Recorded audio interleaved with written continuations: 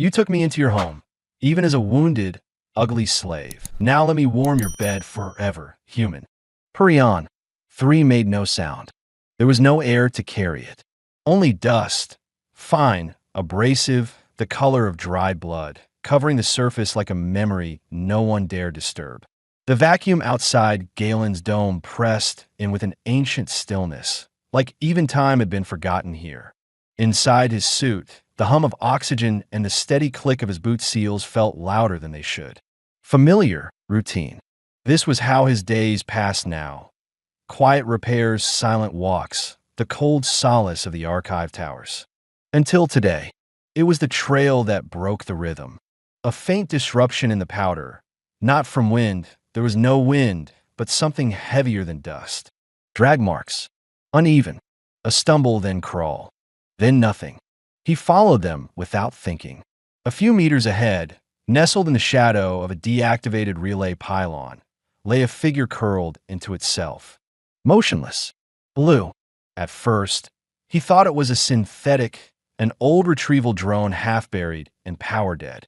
Then he saw the uneven rise and fall of its chest, the fingers half-closed around a scrap of fabric, and the filthy, matted spill of long white hair fanned out against the red earth. Human-sized, not human. He dropped to one knee, careful not to stir the dust too much, and reached for her shoulder. She flinched at the touch. Not a spasm of pain, something deeper. A memory. She didn't cry out.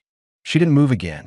Her face, when he saw it beneath the cracked faceplate, was gaunt and mud-streaked. Dried blood and grime clung to the delicate blue skin stretched over her cheekbones. Her lips were cracked. Her eyes opened just enough to meet his. Then she whispered, "Don't sell me." The voice scraped the silence raw. He froze. Every breath he'd ever taken in the name of neutrality, every oath he'd made to preserve memory without interference, turned to ash in that instant. The whisper was not fear. It was surrender. Not to him, to history. "I won't," he said, though she'd already drifted into stillness again. His fingers hovered at her collar. Tucked beneath the filthy neckline of her suit was a chain, silver, blackened by time. At its end hung a small hexagonal charm, etched in a curling script he didn't recognize. It was smeared with blood and cracked across the center. She'd kept it close. He unlatched her helmet and lifted her with practiced care. Her body was too light. Not starving, but close. Her right foot dragged. The boot there had split at the seam. Her hair, once long and probably beautiful, was tangled and stiff with old dirt. Scratches ran up her arms, some shallow, some deeper. Nothing fresh, just neglected. She made no sound as he carried her back to the dome. Inside the lock, the seal hissed, pressure equalized, and the red dust blew from his boots as he stepped through. The silence shifted. He laid her gently across the padded bench of the decontamination chamber, flicking the ambient heat to maximum. For a moment, he just stood there, breathing hard, watching her chest rise and fall. It had been 22 years since he'd last touched a Jalari. And even then, it hadn't been his hands, only his eyes, watching through a feed. It was a different camp, different dust. A woman clutching a child, not her own. "Please," she'd mouthed toward the hidden camera before the guards dragged her out of frame. Galen had filed the footage, marked it for high security, and done nothing else. The memory flared like acid behind his eyes. He bent to strip away the outer layers of her suit. She stirred slightly, but didn't fight. The material flaked in places. He used scissors for the worst of it, exposing a body not broken, but weathered. Her skin bore the pockmarks of prolonged exposure, grit burns along her side, a deeper gouge under her ribs, half-healed. He sprayed antiseptic, pausing each time her body tensed. "I know," he murmured when she sucked in breath. "It stings." He didn't linger. Wrapped in a fresh thermal blanket, she looked somehow smaller, less alien, more human than any photo he'd ever seen in the reports. She still held the piece of cloth, tattered, grayish-blue, the corner embroidered with faded thread. Maybe it was a child's sleeve once. Maybe it wasn't. She didn't let it go. He brought a bowl of rehydrated protein broth to her side and set it down. For a long time, she didn't move. He took a spoonful himself, slowly, and set the spoon back down. Her eyes followed the movement. Her hand, dirty and shaking, reached for the bowl. She lifted it carefully, brought it to her lips, and drank. Too fast. She choked. He stepped forward to steady her, one hand rising instinctively. She jerked back, not violently, just enough to signal not yet. He stopped, waited. After a few tense seconds, she took another sip, slower this time. The tears came next. Quiet. No sobbing. Just a silent leak from eyes that hadn't shut in hours. Or maybe days. When she finished, she cradled the bowl in her lap and stared at the far wall like she'd forgotten what walls were for. Galen cleared the spare cot beside the decontamination bench and laid out a second blanket. "You'll stay here tonight," he said, voice low. She didn't answer. Her gaze tracked his every move, but gave nothing back. He dimmed the lights until only the soft blue of the emergency glows remained. Then he knelt, took the used bowl, and set it gently aside. When he looked back, her eyes were still open, watching. "I won't leave the room," he said. That changed something. She didn't smile, didn't nod, but she adjusted the blanket with a careful motion, pulling it higher across her shoulders. A breath eased from her chest. Not full relaxation, not trust, but the first inch of it. That was enough. He sat against the opposite wall, arms folded, head bowed. It wasn't sleep that came over him. Not yet. Just stillness. A quieter kind of waking. Across from him, under layers of thermal fabric and the glow of salvaged light, a woman who had no name yet lay breathing. Not file ID hashtag 4439JH. Not the girl with the barcode wrist. Not the cut voice in the audio feed. She was real. And for the first time in his life, Glenn didn't document her. He protected her. Not because the law allowed it. Not because it made sense. But because somewhere long ago, this too should have been archived. Not as a crime, but as a beginning. And he wasn't going to let her vanish in his silence again. Not this time. Not ever. When Glenn woke, the dome's low lighting cast long shadows across the floor, the kind that made silence feel heavier than it should. The air had warmed during the night, settling into that artificial comfort only an archivist's dome could maintain. Outside, beyond the curved wall of metal and glass, Perion. 3 remained frozen and untouched, just as it always was. But something had changed inside. He turned his head slowly, unsure what he'd find. The woman hadn't moved much. She still lay beneath the thermal blanket on the cot, her long white hair now fanned cleanly across the pillow he'd tucked beneath her head. At some point during the night, she had shifted just slightly, turning toward him in sleep. Not curled in on herself anymore, but resting on her side, her hand close to her chest, fingers still clutching that faded scrap of cloth. It was a small detail, but it felt enormous. He sat up, wincing at the stiffness in his back. His muscles protested the floor's unyielding surface, but he didn't mind. He'd kept his word. He hadn't left her. Rising quietly, Glenn crossed the room to the kitchenette unit. The hum of the heater coil and the smell of brewing synth tea filled the space. He placed a kettle on the warmer, then turned back, pausing when he realized she was awake. Her eyes were open, watching him, unblinking. He didn't speak. Neither did she. But she didn't flinch this time. That, in itself, was enough to make him pause. He took a slow breath and turned back to the tea. "I'm making something warm," he said quietly. "You don't have to take it. Just, it's here if you want it." Her expression didn't shift. Not yet. But he could see something behind her gaze. Not fear. Not even mistrust. Just distance. That practiced emotional disconnection he'd seen in too many of the archived testimonies. Not silence by choice, silence by conditioning. He prepared 2 cups, set them down on the table, and walked away. After several minutes, he heard movement, a hesitant rustle of blankets, then the soft shuffle of bare feet on tile. She didn't sit at the table.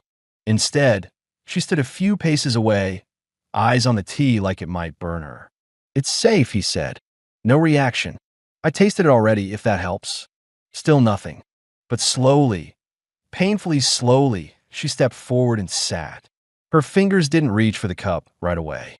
She stared at the steam, breathing it in as if even that scent felt dangerous. Then, almost imperceptibly, her hand moved. She lifted the cup, brought it to her lips, and drank. Glenn let out the breath he hadn't realized he was holding. She only took 2 sips before setting the cup down again. But her eyes lifted to meet his for the first time since he'd found her. There was something in that glance, unspoken but unmistakable. A question, maybe even the start of trust. "I don't know your name," he said gently, "and I won't ask. Not yet. Not until you want me to know it." A pause.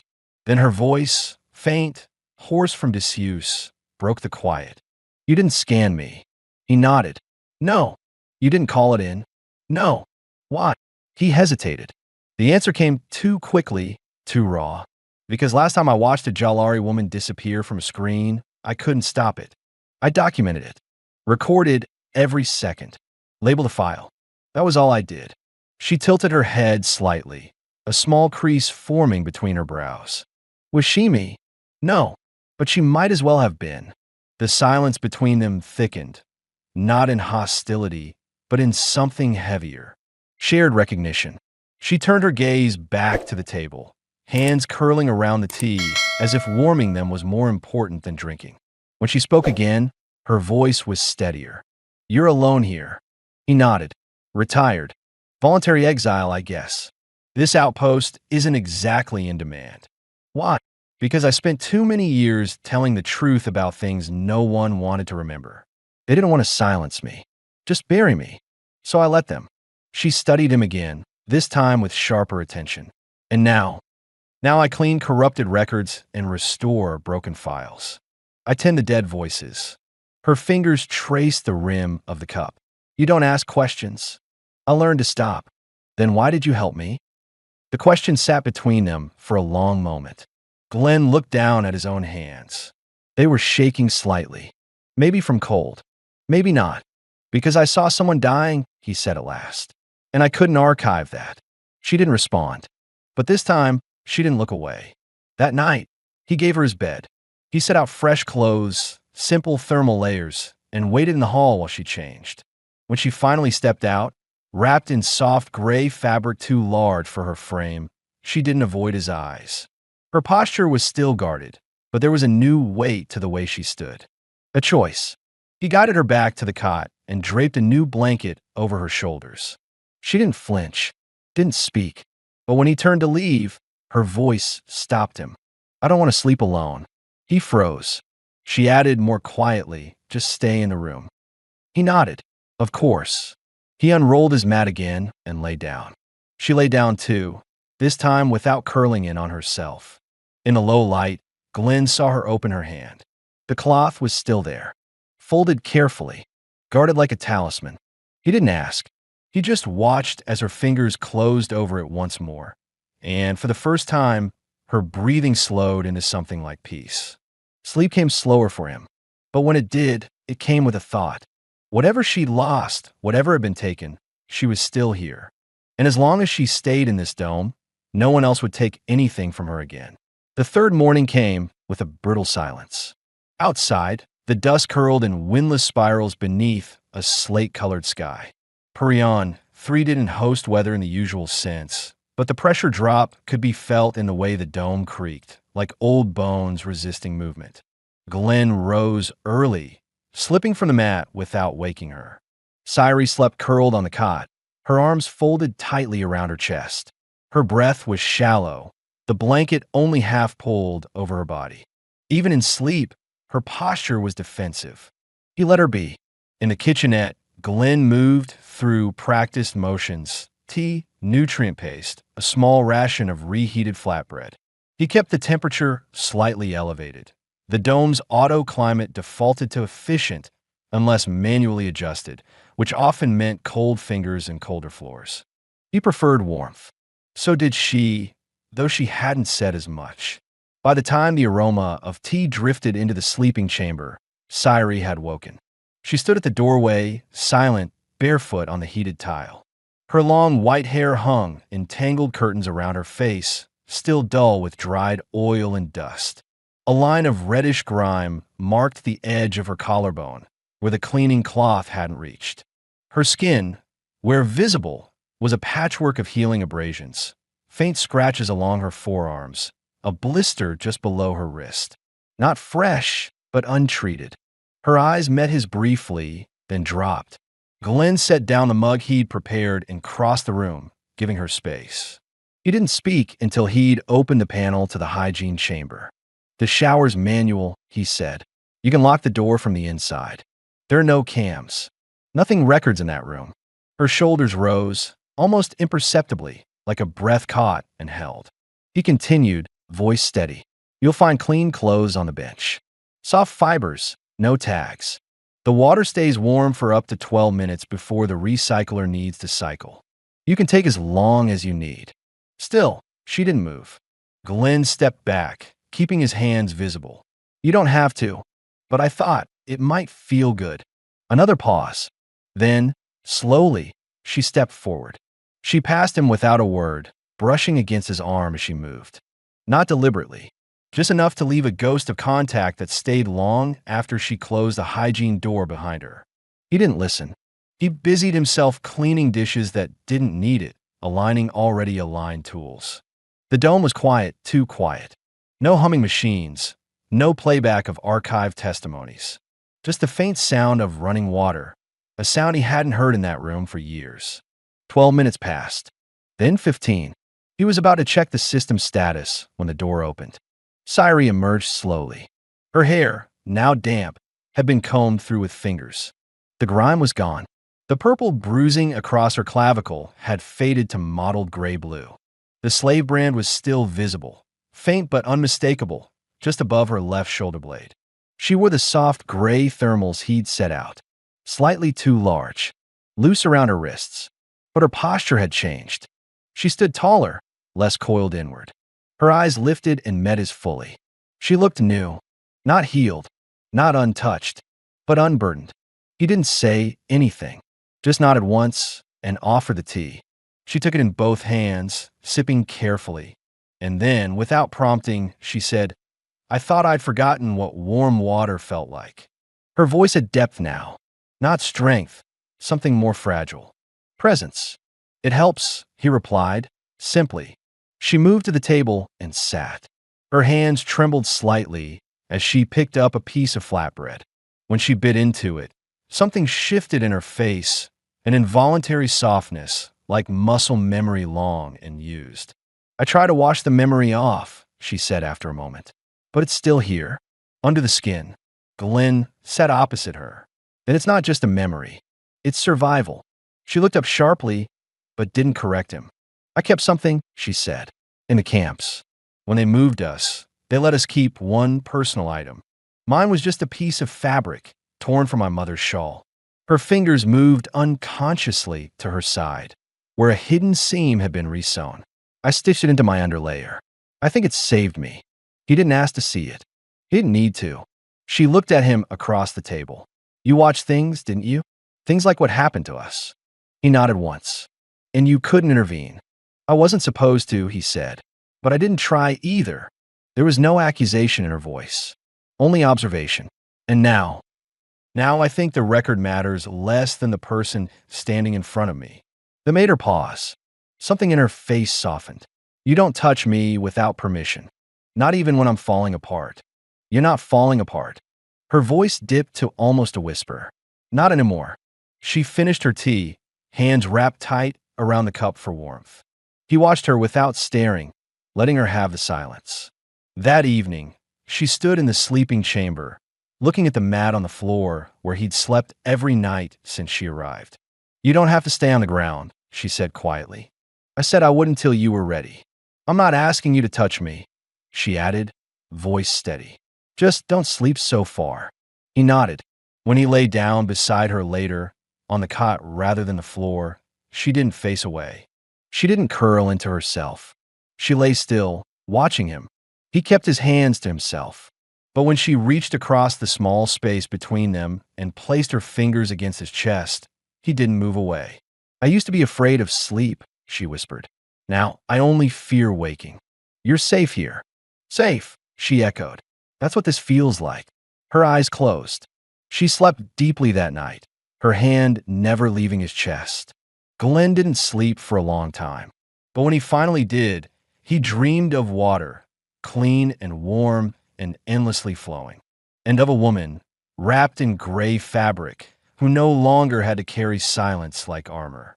It was just before dawn when Cyrie walked barefoot into the archive chamber, the faint heat from the floor tiles rising to meet her soles. She hadn't asked for permission. Glenn hadn't needed to give it. The door was always open now.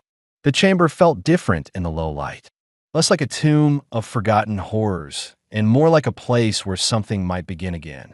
Still, the air was heavy, thick with the quiet hum of machinery, blinking data cubes lining the walls like quiet witnesses.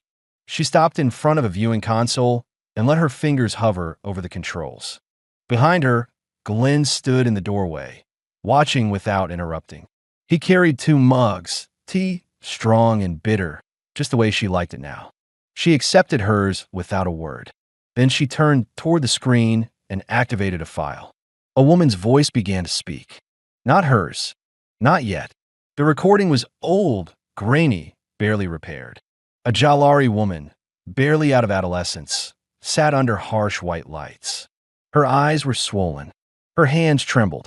She spoke in broken common tongue, cataloging what had been done to her. Her voice cracked mid-sentence. A moment later, the audio cut off entirely. Glenn reached forward and paused the playback. "That's one of the ones I logged myself," he said quietly. The original tape was scrubbed.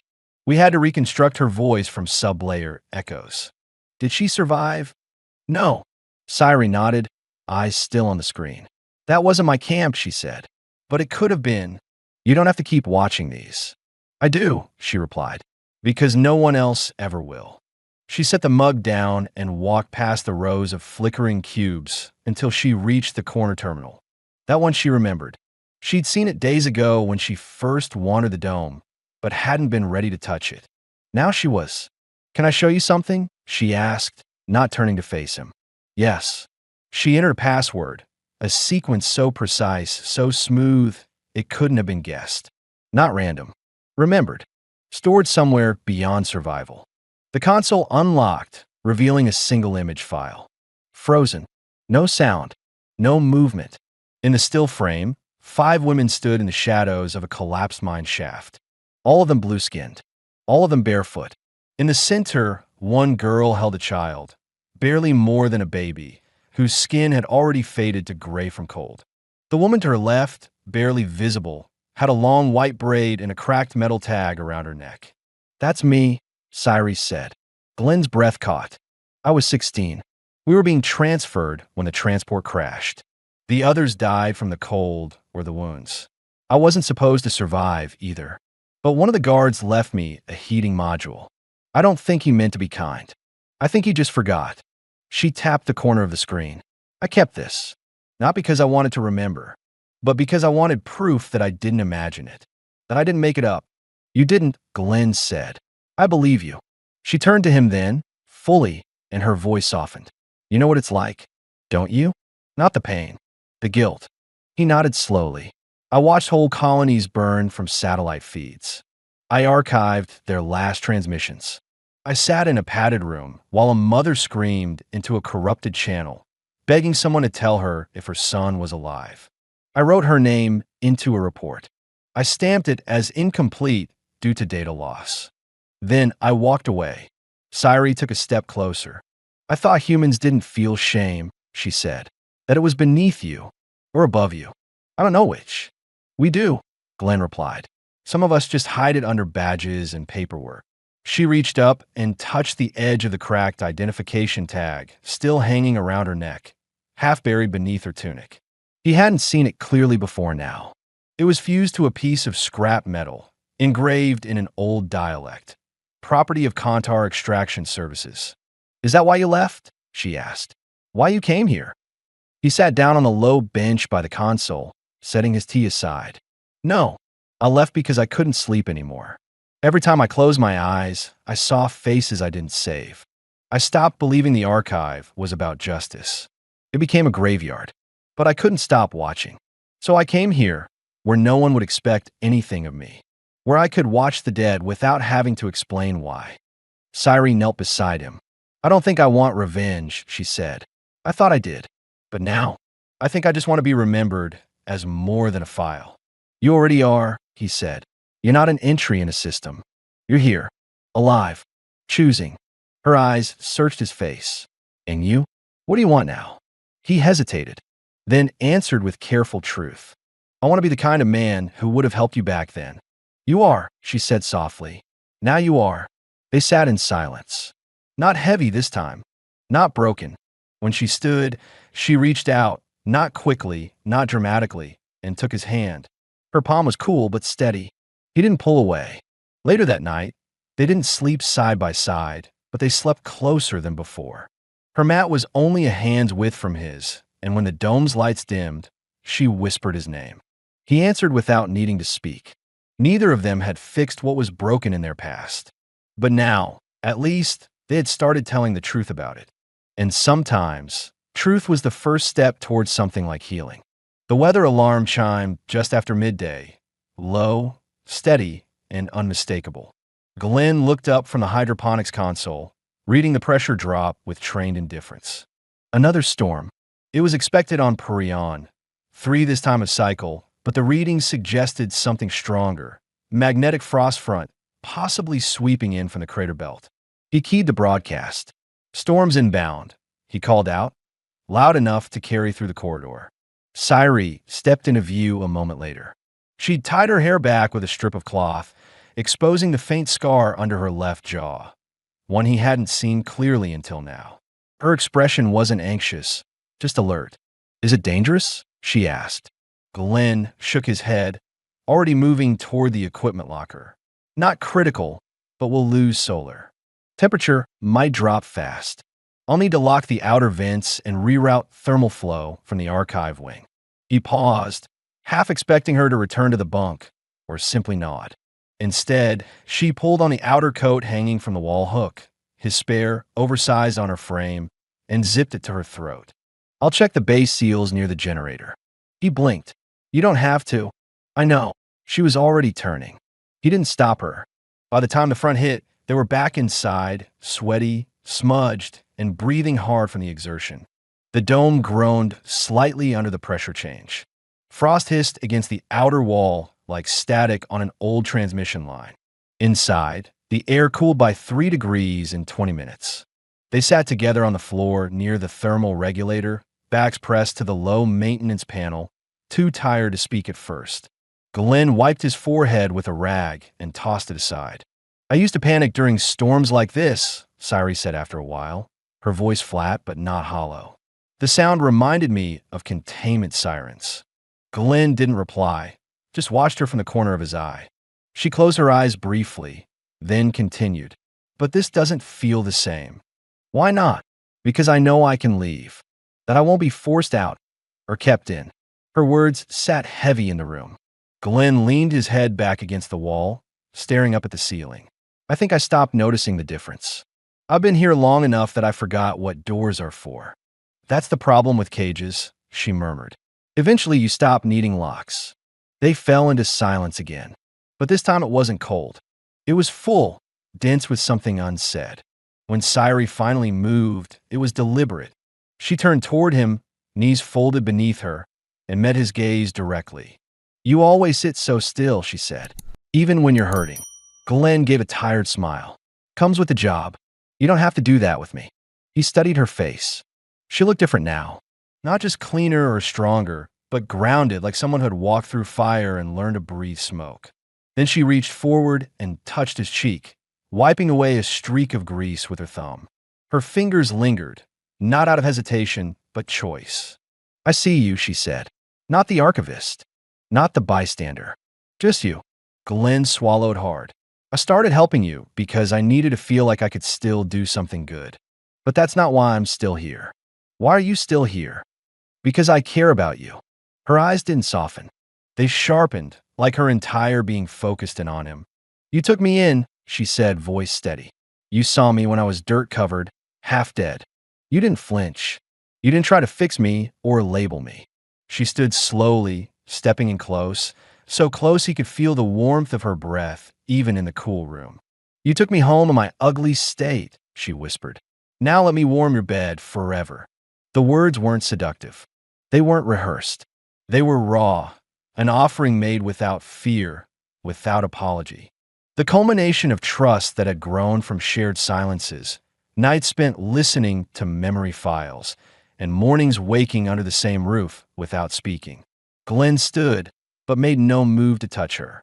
He didn't want to break the gravity of what she'd just said. You don't have to give me anything, he said. I'm not giving, she replied. I'm choosing. The lights flickered once, a reminder that outside, the storm still roared. But inside, the dome was steady, and so was she. He reached out and took her hand.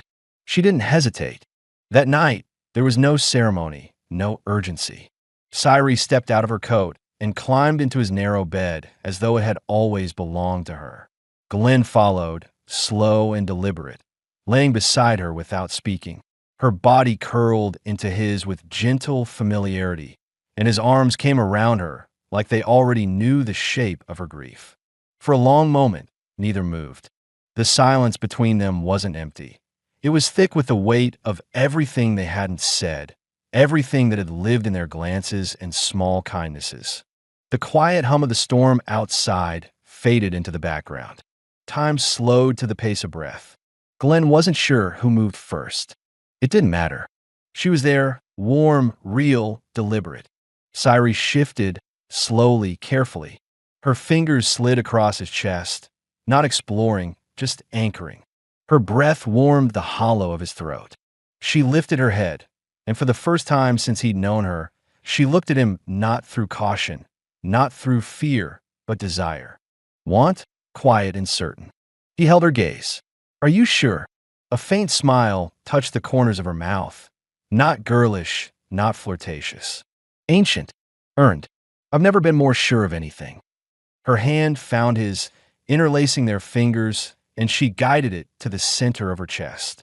Not forcefully, not asking for permission, giving it. Glenn's breath hitched. The moment stretched, slow, grounding. He memorized every detail.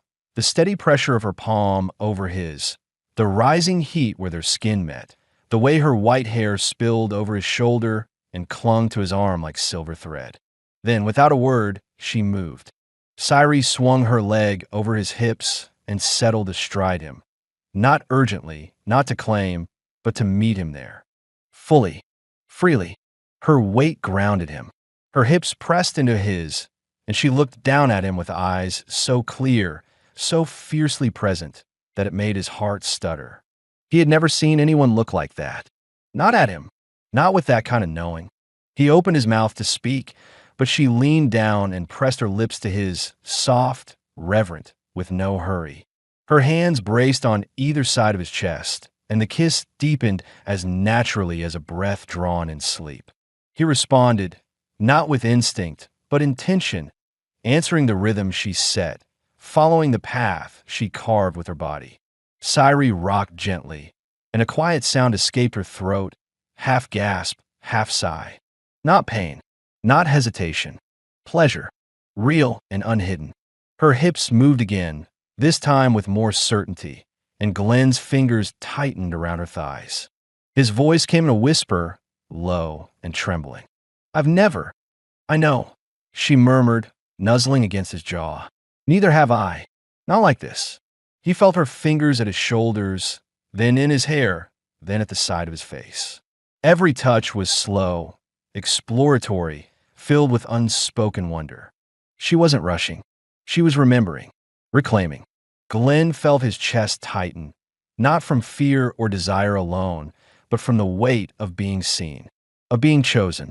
And she was choosing him, not because he was strong, not because he'd saved her, because he was here. Cyrie's movements became more fluid, her body attuning to his, learning him. Her breath hitched again, and this time it came with a sound, soft, aching, helpless. Her head tipped back, silver hair cascading over her bare shoulders, and she gasped as his hands traced the curve of her spine. She leaned forward again, resting her forehead against his, her breathing uneven. Don't stop. I won't, he whispered. Not now. Not ever. The rhythm they found was slow, almost reverent. Two people who had never been allowed softness learning the shape of it together. She clung to him, not out of desperation, but joy. Pure, tremulous joy. Her nails dug in his back, not to hurt, but to hold. Her voice rose in soft cries, pleasure unraveling her in waves she didn't try to silence. He matched her, meeting each shift with care, each movement with awe. Her body trembled around him, not in fear but release. A full body surrender. Not to him, to herself. And when she fell against his chest, breathless and glowing with something far more than heat, he held her like she was made of starlight and memory. Fragile, enduring, eternal. They lay there for a long time, entangled, skin to skin. Her head on his shoulder, his hands stroking her back in lazy, grateful patterns. No words passed between them for several minutes. Then she spoke, quiet but unshakably sure. "You took me home in my ugly state," she whispered, voice thick with tears she didn't shed. "Now let me warm your bed forever." He pressed his lips to her forehead. "You already do." Outside, the storm continued. But in the quiet heart of the dome, the only sound was the rhythm of shared breath and the gentle thrum of something new beginning. Morning came without sound. The storm had passed in the night, leaving a frost line like breath held against the outer dome, crystalline and silver. Inside, the warmth remained, a fragile, shared heat that lingered not just in the air, but in the space between two bodies that had finally found stillness in each other. Glenn woke first. For a few seconds, he didn't move. Cyrie lay curled beside him, hair spread across his chest like fallen moonlight. Her breath was slow and even. One arm draped over his stomach, one leg tangled in his. She looked peaceful, unburdened. He didn't want to disturb her. So he stayed there, grounded beneath the quiet weight of her trust, breathing it in like oxygen he hadn't known he'd needed. This, he realized, was the first time in years he hadn't woken to silence as punishment. It felt like something new, something fragile, something real. She stirred a few minutes later, shifting slightly, then looking up at him with still sleepy eyes. "You watch me sleep," she said. He smiled. "Couldn't help it. You look different in the morning." "So do you." She leaned forward and kissed him, slowly, deliberately, then rested her forehead against his. "Last night wasn't just warmth," she said. "I know. Don't forget it." "I won't." They shared breakfast close together, sitting on the edge of the narrow cot with their knees touching. Cyrie ate more than usual, quiet, focused. She didn't speak much, but her glances toward him were full of something unspoken. Assurance, perhaps, or the tentative beginnings of peace. Afterward, she went to the hydroponic bay to tend the moss beds, humming faintly to herself. Glenn returned to his station to finish restoring a half-corrupted voice file from a border skirmish 2 decades old. Everything was still, until the outer motion sensor blinked. A soft chime, easily missed, one he hadn't heard in over 4 years. Glenn stood slowly, staring at the blinking light above the airlock chamber. No one visited Purion 3, not unless they had reason. He keyed the console. A single vessel hovered outside the perimeter, sleek, white-banded, marked with the insignia of IICE, Interstellar Investigative Survey. Bureaucrats, lawkeepers, or worse. His heart sank. He turned to find Cyrie already at the door. Her expression had gone stone still, eyes sharp. No panic but awareness. "They found me," she said, voice low and level. Glenn didn't answer. He stepped toward the console, fingers moving faster now. "No active warrant," he murmured, reading the feed. "But they've scanned the dome. They picked up an undocumented biosign." Cyrie's jaw clenched. "Me. They don't know your name," Glenn said. "Not yet, but they'll ask." She didn't flinch. "Then let them." Glenn turned sharply. "If they classify you as missing property, they could legally requisition you, even if the company who owned the camp is gone. Those files were never purged." "I know." Her voice was calm, but not cold. "That's why I need to speak." He stared at her. "Cyrie, I want in the archive. My voice. My memory. Not just scars they can scan and file. Me. I want to be heard, not erased again. Glenn hesitated, then nodded. Follow me. They walked to the main archive chamber in silence. He activated the oral testimony feed. She stepped forward, unshaking. The terminal beeped once. Recording began. My name is Sci-Fi. Her voice didn't tremble. I was born on Vashtari 4. I was taken at 17 during a raid, disguised as a diplomatic inspection. I was branded, reassigned, sold, recycled. Each word came out clean and brutal, like blade strokes. I was called many things. Breeder, compliant, numbered. But I survived. I remember their names, their ranks, their brands. She paused. Then her eyes flicked to Glenn, standing behind the console. I was found by a man who didn't ask me to prove anything. He gave me heat, shelter, choice. Her voice softened. And now I give mine. She stepped back. The recording sealed itself into the dome's archival system. Immutable, legal. Glenn exhaled slowly. Once that's indexed, it can't be wiped. Even by order. Good, she said. Now let them come. The knock came less than an hour later. 3 figures entered, white suits glinting under the dome lights. They didn't speak right away. Just scanned the room, eyes moving to Sci-Fi with quiet precision. Unregistered Jalari biosignature, said the lead officer, a middle-aged woman with clipped vowels and no patience. We're required to log undocumented survivors under Enforcement Directive 27A. Hand her over for processing. She's not undocumented, Glenn said. She's not in system. She is now, he countered. Her testimony was uploaded 38 minutes ago into a Category Z War Crimes Index. Wiping it would be archive sabotage. The officer paused. She's listed as non-citizen property. Not anymore, Glenn said. Now she's a witness. Sci-Fi stepped forward. You could try to take me, she said calmly. But you'll need to explain to your superiors why you silenced a survivor's lawful testimony. The woman hesitated. For just a moment, the illusion of control slipped. We'll file a dispute, she said stiffly. You do that, Glenn replied. The officers left without another word. Only after the airlock resealed did Glenn let his shoulders drop. Sci-Fi was already walking toward him. That was bold, he said. That was necessary, she replied. He looked at her. Really looked. She stood tall, unflinching, branded neck bared with defiance instead of shame. You're not a file anymore, he whispered. She smiled. No, I'm not. That night, they lay together again, but it felt different now. Not like shelter, not like comfort, but like belonging. And no one would take that from them. Not ever again. The dome was quiet again. Not the hollow, sterile silence of archival solitude, but the kind born from steady breath, shared routines, and the rhythm of 2 lives slowly beginning to weave into one. 2 weeks had passed since the inspectors had left. They hadn't returned. Glenn no longer checked the perimeter scans every morning. Sci-Fi no longer watched the door like it might open without warning.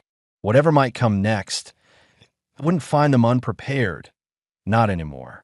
But even in this calm, something had shifted.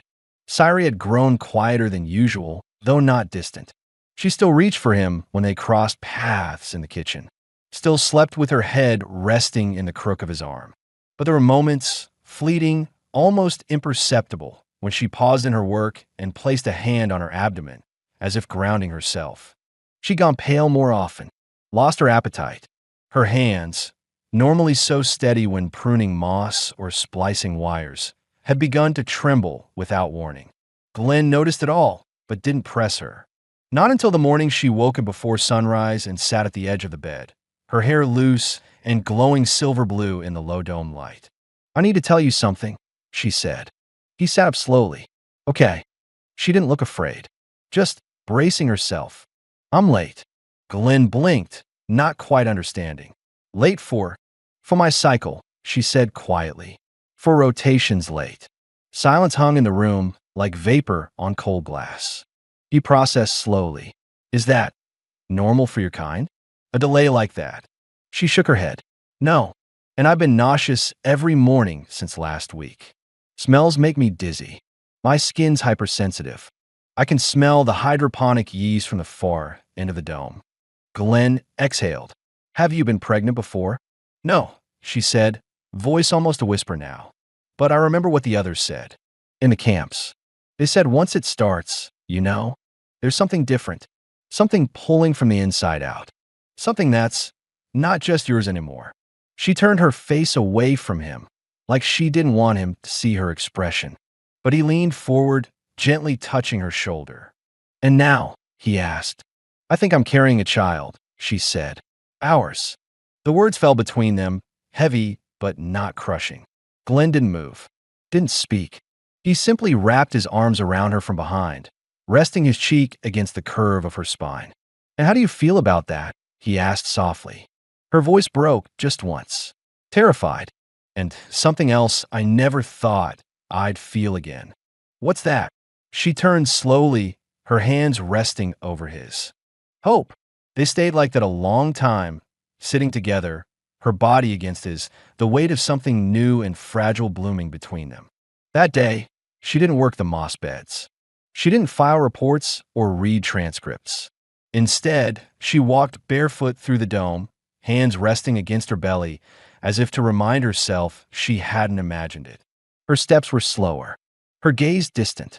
Glenn, ever practical, began researching quietly, accessing dormant med modules, checking viability rates, scouring through ancient biological compatibility studies. Most of what he found was outdated or speculative, but enough had been recorded from post-war Jalari reproductive analysis to confirm what she already knew. Rare, unlikely, but not impossible. And if it had happened, if their child was already growing, then she would be the first known cross-species survivor of a legacy designed to erase her. That night, she stood at the edge of the sleeping quarters, her silhouette framed in the soft amber glow of the dome's passive lighting. Glenn looked up from his chair as she entered, something in her posture already different. Not heavier, just fuller somehow, like the idea of life inside her had given her a kind of quiet expansion. She climbed into bed beside him and laid her head on his chest. I didn't think I'd want this, she murmured. I didn't think I deserved this, he answered. She traced a line along his arm, down to his hand. What if the child doesn't survive this moon? This place isn't built for beginnings. It is now, he said. If it wasn't, you never would have made it here. Her eyes met his, fierce and glass bright.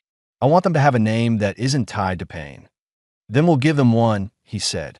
She smiled, small but real. Promise me one thing, she whispered.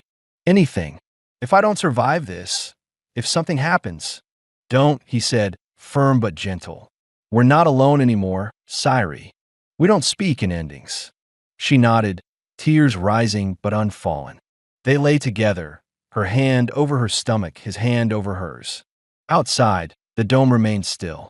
But within it, something had already changed. A new rhythm, a new presence, a life beginning, not in defiance of death, but in answer to it. The war hadn't taken everything. The past hadn't buried all futures.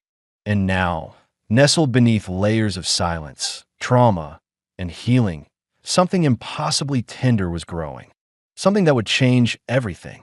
Chapter 8, The First Cry. The days had blurred, not in haste, but in quiet rhythm. Every morning came slower. Every night arrived earlier.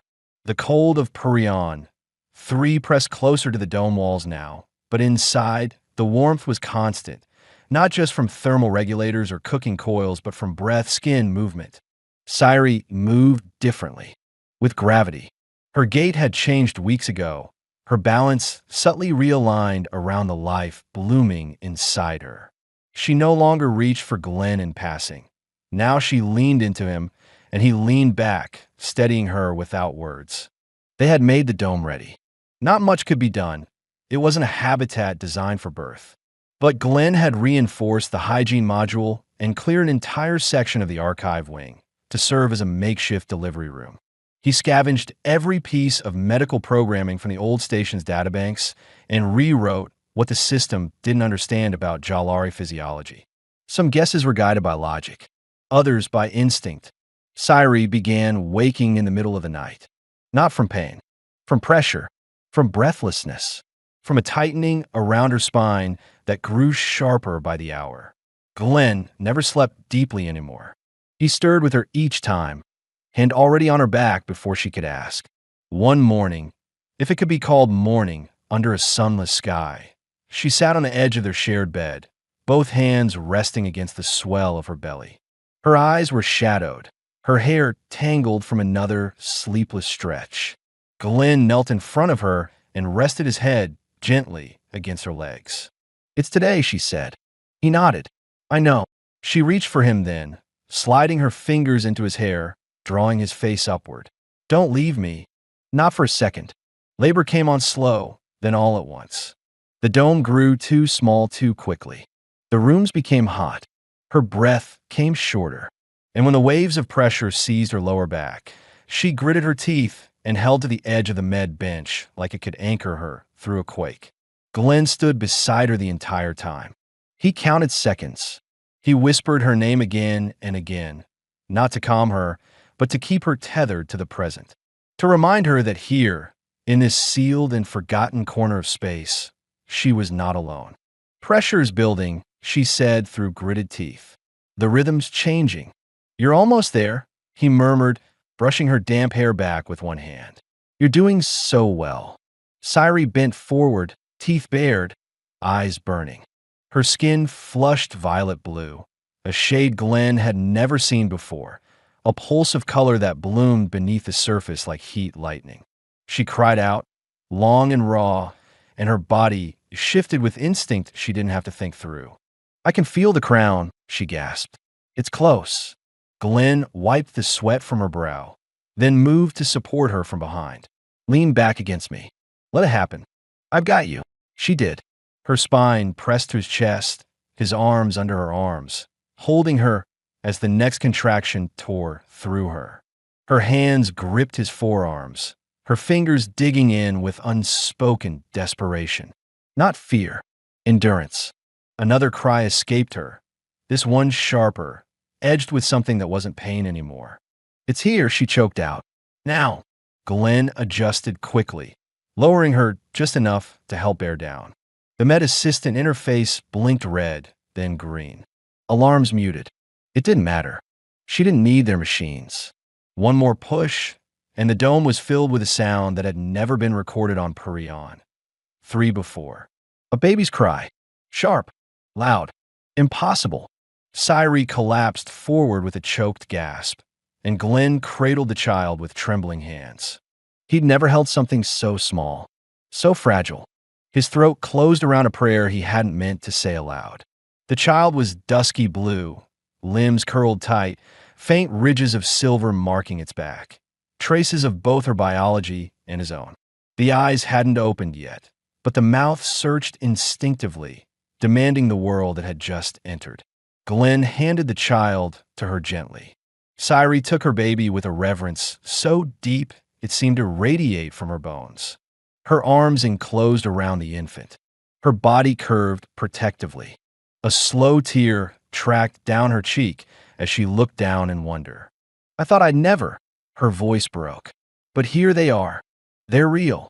You did it," Glenn said softly, kneeling beside her. "You both did." They sat on a med bench for a long time, wrapped in silence and sweat and the scent of new life. Later, after the child had fed and fallen asleep against Cyrie's chest, she looked at Glenn, eyes still wide with disbelief. "They'll come back one day. The inspectors. The ones who said I didn't belong. Let them come," Glenn said. "They'll find something they didn't account for." "What's that?" He smiled, tired but fierce. "A future." She leaned against him, cradling their child. "We need a name. We will, when they open their eyes." The dome's lights dimmed in cycles, mimicking sunrise. But it was unnecessary now. Inside that quiet, forgotten structure buried in ice and silence, something had awakened that no machine could replicate. No system could erase. A family, born not from conquest or design, but from survival, love, and the impossible choice to keep going when everything said to stop. The archive would remember battles. But this would live in the breath and blood of what came after. A new lineage, a new word. Home. The end.